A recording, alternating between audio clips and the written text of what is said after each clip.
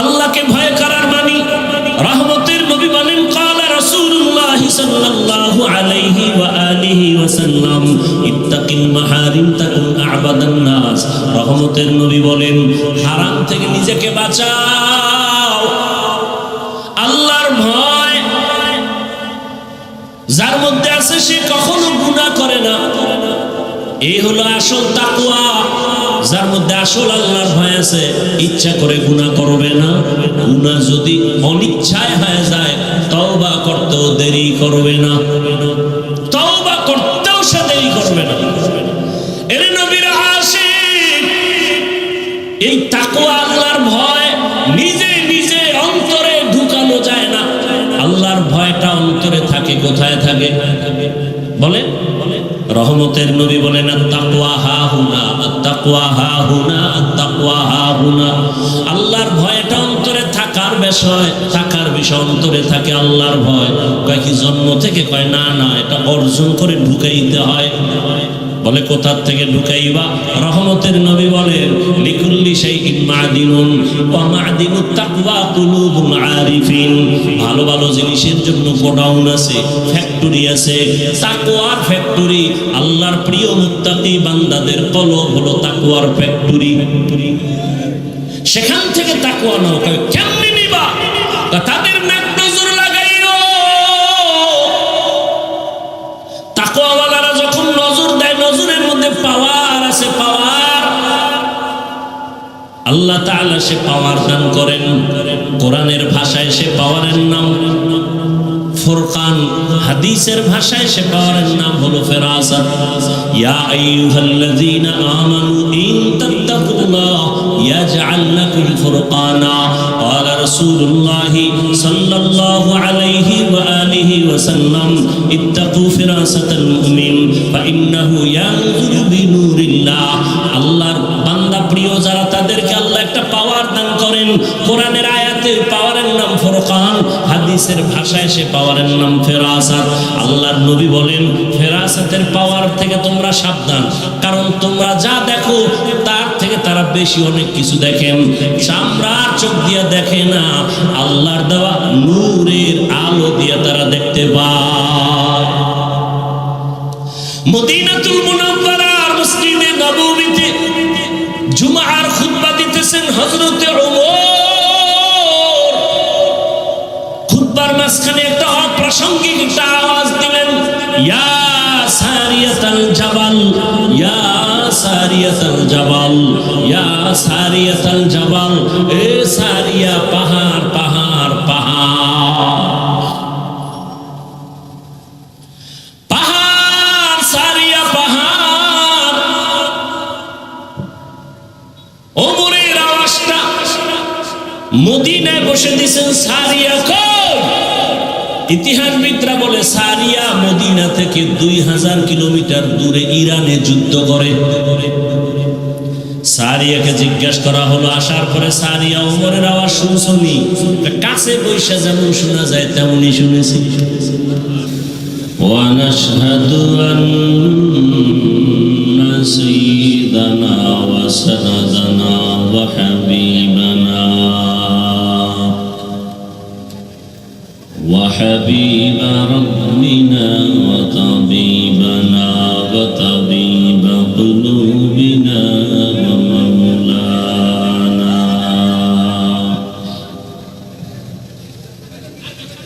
ومولانا محمدا عبده ورسوله اللهم صل على محمد النبي الأمي وعلى آله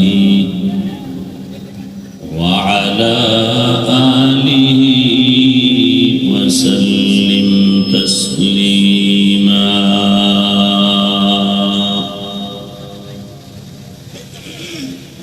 وبعد فأعوذ بالله من الشيطان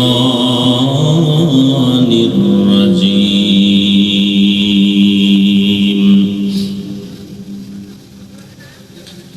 بسم الله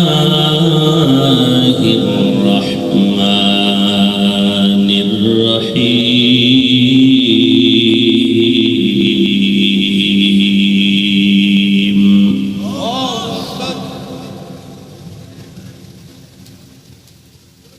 يا أيها الذين آمنوا اتقوا الله حق تقاته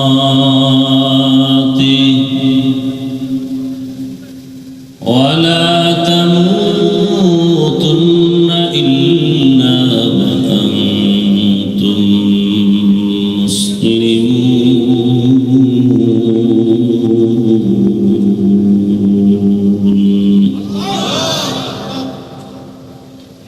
وقال رسول الله صلى الله عليه وآله وسلم ألا كلكم راع وكلكم مسؤول عن رعيته. صدق الله مولانا العظيم وصدق رسوله النبي الأمي الكريم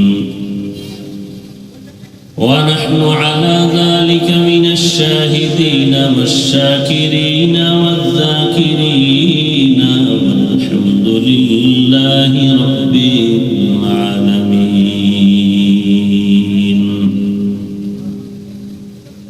سبحانك لا علم لنا إلا ما علمتنا إنك أنت العليم الحكيم. رب اشرح لي صدري ويسر لي أمري واحلل عقدة من لساني يفقه قولي.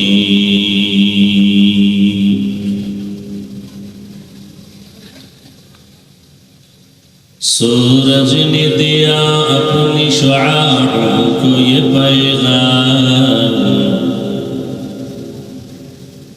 सूरज ने दिया अपनी शुआओं को ये पैगाम। दुनिया है अजब चीज को भी सुबह को भी शाम,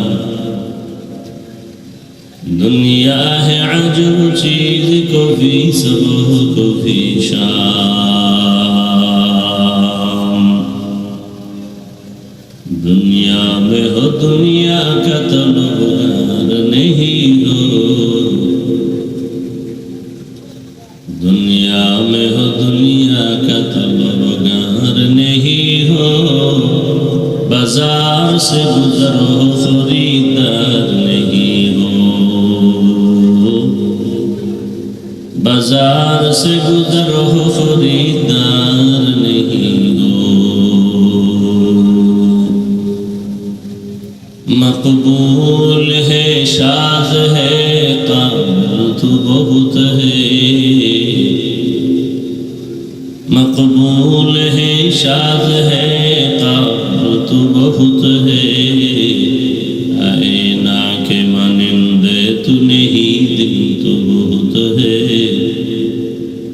आईना के मानिंदे तू नहीं दिल तो बहुत है।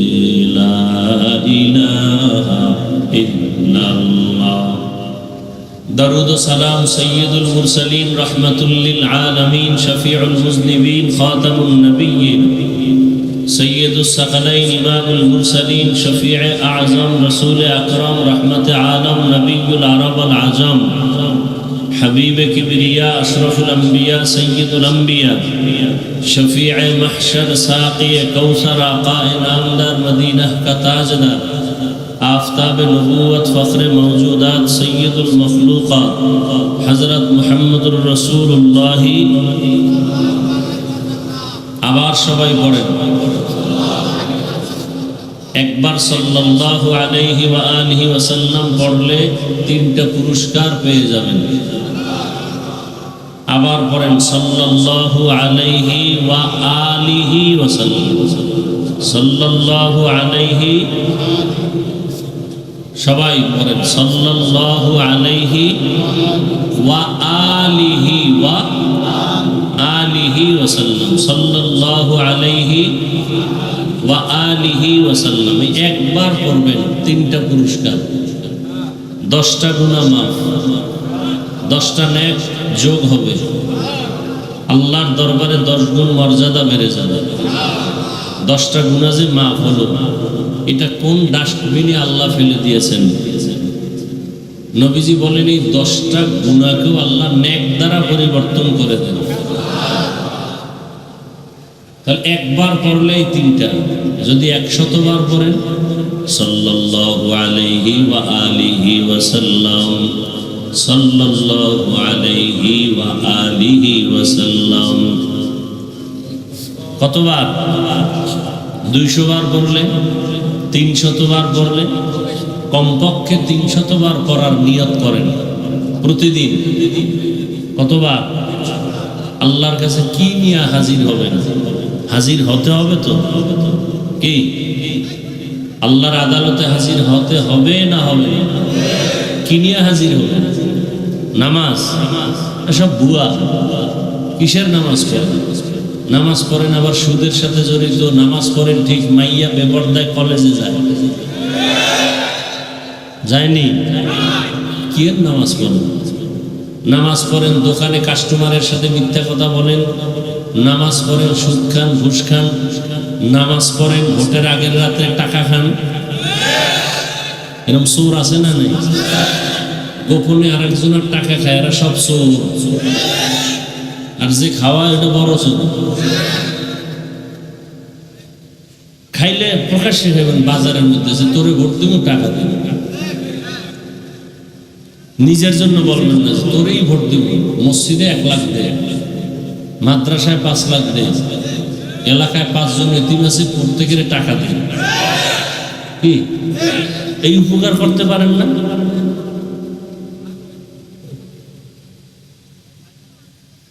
নিজে খাইবেন। ওজরতে এত টাকা দিতে মনে চায়, যমুক জায়গায় বাড়ি নেই, গরিবদের বাড়ি করে দাও, মাদ্রাসা সমস্যা মাদ্রাসা করে দাও, নাহলে ভুলেও এদিকে ভোটের জন্য আসবে না, গিরা ছুড়াই ভালো।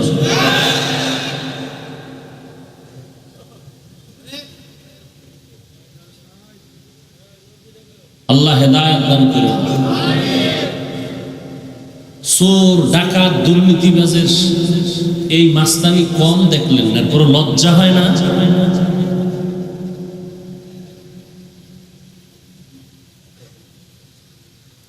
এত ঝামেলায় পড়েন, এত বিপদে পড়েন, এই নোংরা রাজনীতি শেষ করে দিল মানুষের ঈমান, আমল, চরিত্র, আদর্শ সব শেষ। অথচ রাজনীতি হলো মানে নীতির রাজা। পৃথিবীতে সব থেকে সুন্দর নীতি রাজনীতি, মানে এটারে অসুন্দর করে ফেলছে চোর, দুর্নীতিবাজ, চান্দাবাজার, ধান্দাবাজার। আল্লাহ হেদায়েত দান করেন।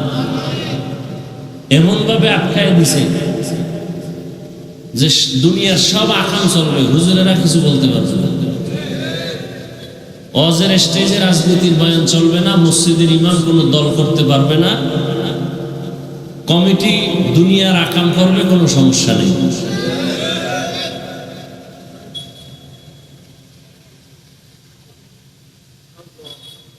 আবার যারা আরেকটু চালাক, এরা বলে ইসলামের রাজনীতি নেই। আছে না নেই? সুলাইমান পয়গম্বর গোটা দুনিয়া শাসন করেন নাই? এ ঘটনা কোরআনে আছে না নাই? ইউসুফ নবী মিশরের অর্থমন্ত্রী ছিলেন না? এ ঘটনা কোরআনে আছে না নাই? রহমতের নবী মদিনার রাষ্ট্র চালান নাই? আবু বকর সিদ্দিক চালান নাই? ওমরে ফারুক চালান নাই? কেন বলেন রাজনীতি নাই? আপনারা পচা পায়খানার যে চান্দাবাজি আর ধান্দাবাজি করেন, এটা ইসলামে নেই।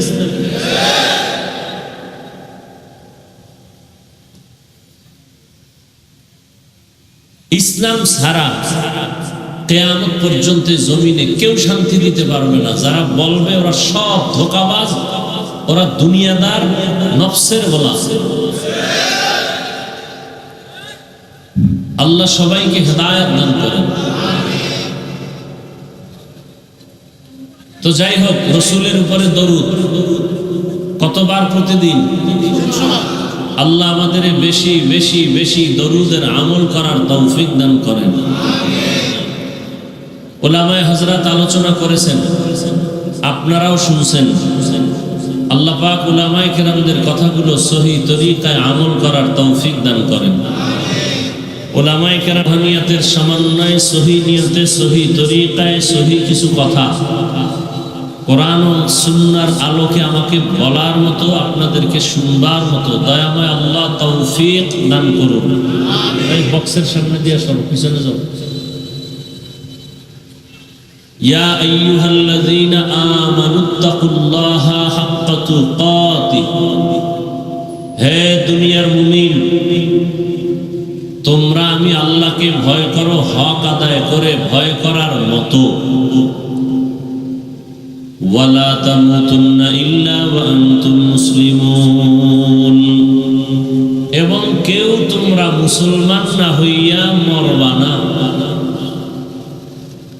নবীজি বলেন, আলা কুল্লুকুম রাঈন ওয়া কুল্লুকুম মাসউলুন আন রাইয়াতিহি, সাবধান হে উম্মত, তোমরা প্রত্যেকেই দায়িত্বশীল। আল্লাহর দরবারে দায়িত্বের কারণে জবাবদিহিতার কাঠগড়ায় দাঁড়াতে হবে। জবাবদিহিতার কাঠগড়ায় দাঁড়াতে হবে। এ হলো আয়াত হাদিসের তরজমা। নবীজি হাদিসটা যখন সাহাবায়ে কেরামদের সামনে পেশ করলেন, সাহাবায়ে কেরামদের মধ্য থেকে কেউ দাঁড়ায় প্রশ্ন করলেন, ইয়া রাসূলুল্লাহ, দায়িত্বশীল হতে হবে, জবাব দেওয়ার জন্য সতর্ক করলেন। দায়িত্বশীল কে, কার উপর? নবীজি বললেন, অধীনস্থদের যিনি গার্ডিয়ান কর্তা হবেন তিনি হবেন অধীনস্থদের দায়িত্বশীল। যেমন প্রত্যেক মা বাবার অধীনে সন্তান, সন্তানের জন্য মা বাবা দায়িত্বশীল। প্রত্যেক ছাত্র শিক্ষকের অধীন, প্রত্যেক শিক্ষক ছাত্রদের দায়িত্বশীল। প্রত্যেক মসজিদের মুসল্লি ইমাম ও খতিবের অধীন, প্রত্যেক মুসল্লির জন্য ইমাম ও খতিব দায়িত্বশীল। কমিটি দায়িত্বশীল না, কে দায়িত্বশীল? তো কমিটি কেন? কমিটি মসজিদের বিল্ডিং, জানালা, দরওয়াজা, মাইক, এগুলো লাইট, ফ্যান ঠিক করার জন্য। আর মুসল্লিদের ধর্মের নেতা দায়িত্ব ইমাম আর খতিব, কমিটি না। কমিটির কাজ মসজিদ ঠিক করা, আর ইমাম ও খতিবের কাজ মুসল্লি ঠিক করা। কিন্তু কমিটি সব বাদ দিয়ে এখন ইমাম আর খতিবরে ঠিক করার অপচেষ্টা করে, বেয়াদবি করে। আছে না নাই? এগুলো সমস্যা সব জায়গায়, এখানে না, সব জায়গায়। কেন? শিয়ালের হাতে মুরগি আমানত দিলে যা হয়, ধর্মের চাবি, মাদ্রাসা মসজিদের চাবি বেনামাজি সুদখোরের হাতে দিলে তাই হয়। আল্লাহ হেদায়াত দান করুন। সত্য কথা বলাও যায় না, শোনারও মানুষ নাই, বলারও মানুষ নেই। অনেকে আসছে কষ্ট করে বৃষ্টির মধ্যে, দেখি কুয়াকাটার হুজুর আসবে, কি বয়ান করে। শুরুতেই চান্দি গরম হয়ে গেছে, যে বয়ান শুরু হয় না, এর মধ্যে রাজনীতি। কি এক ট্যাবলেট খাওয়াইছে এই জাতি। আচ্ছা, আমাকে 1 মিনিট, আমি যদি একটা ভুল বলি, আপনি দাঁড়ায় যাবেন সাথে সাথে, আমি আপনার কপালে চুমু খাবো, আপনি আমাকে সতর্ক করে দেবেন। যদি আমি কোরআন সুন্নাহর বাইরে কিচ্ছু বলি, আমি আপনাদেরকে জাহান্নাম থেকে বাঁচাবার পরামর্শ দিতে আসছি, আর কিছু না। আমি কাউকে হুজুর বানাইতে আসি না। আমি একবারও বয়ানে বলবো না সবাই আমার মতো পাঁচকুল্লি লাগায়া টুপিওয়ালা হন, দাড়ি রাখেন, নামাজ পড়েন, বড় জুব্বা পরেন, পাগড়ি লাগান, মাদ্রাসায় পড়েন, স্কুল কলেজে তালা মারেন, তাবলিগে যান, কওমি মাদ্রাসায় যান। একবারও বলবো না, কোনো ভয় নেই, কোনো টেনশনই নেই। বরং আমি বলবো, স্কুলে পড়িয়াও কেমনে আল্লাহকে পাবেন সেই পরামর্শ দিব। চাকরিজীবী চাকরির চেয়ারে বসে কেমনে আল্লাহকে পাবেন সেই পরামর্শ দিব, আর কিছু না। আমাকে বলেন তো, সত্য কথাটা স্বীকার করেন, আপনি মানেন আর না মানেন। আমার আল্লাহ পাকের কোরআন কি অসম্পূর্ণ?